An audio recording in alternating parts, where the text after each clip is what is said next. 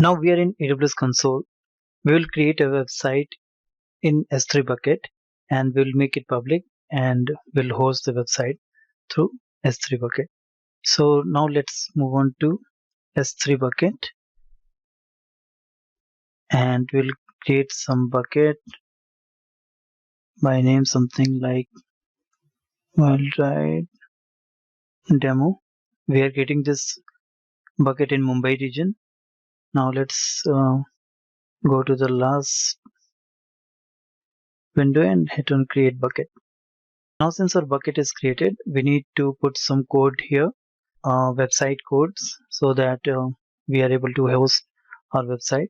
So for uploading the codes, I will need S3 browser. So now let's refresh. I think it will get the new bucket. Yeah, it's here.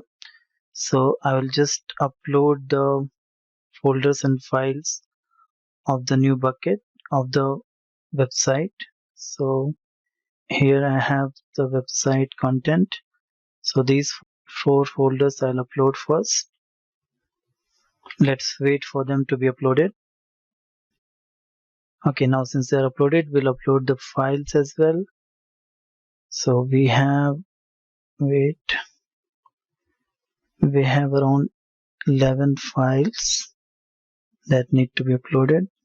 We'll just open them, and once they're uploaded, we'll be having around 15 items. So we have 15 items here. So now since our files are uploaded, our site is have like all the contents which are needed. So let's refresh it. We have all the contents being 1 to 15, so 15 contents are there. Now we'll move on to permissions and we'll check if the public access is allowed or not. So since we see that block all public access is on, so it's not a public bucket, we'll just change the setting. We'll uncheck this and we'll save it. It's asking to confirm. Let's confirm it. So we have removed the blocking of public access. Now this website is publicly accessible. Now we will go to bucket policy and we will add some policy as well here. So I have the policy handy with me. So I think this is the name of the bucket. I've already put it here. So this will allow users to fetch the objects from the website. So they will be able to see the content of the website. I think the name of the policy bucket is right here. We need to put the name here. So in this case, it's Wild Rides Hari Demo. So let's check if it's Wild Rides Hari Demo. Yeah, that's correct. So we'll save this setting as well. Okay, there is some.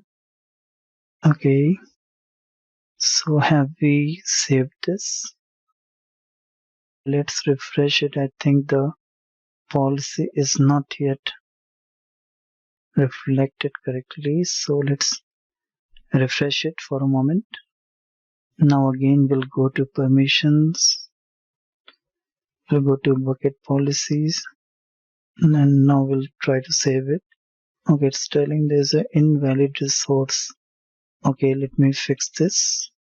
So the error was the bracket in which the bucket name was existing. So we have removed bracket and it's fine now. So we have saved this. Now the public permission is granted. Now we will go to properties and we will enable static website hosting. So we will select this option, use this bucket to host a website. We'll mention the index document and I think rest all should be fine. One more thing we need to take from this static website hosting option is we need to copy this endpoint somewhere so that we'll be using it further in this demo. So let's save it here. Okay, and now it's time to check whether our hosting is correct or not. So we'll just type this endpoint URL and boom, we have the website ready. So thanks for watching, and this module has been implemented. This particular module of S3 bucket where we have hosted the website is completed.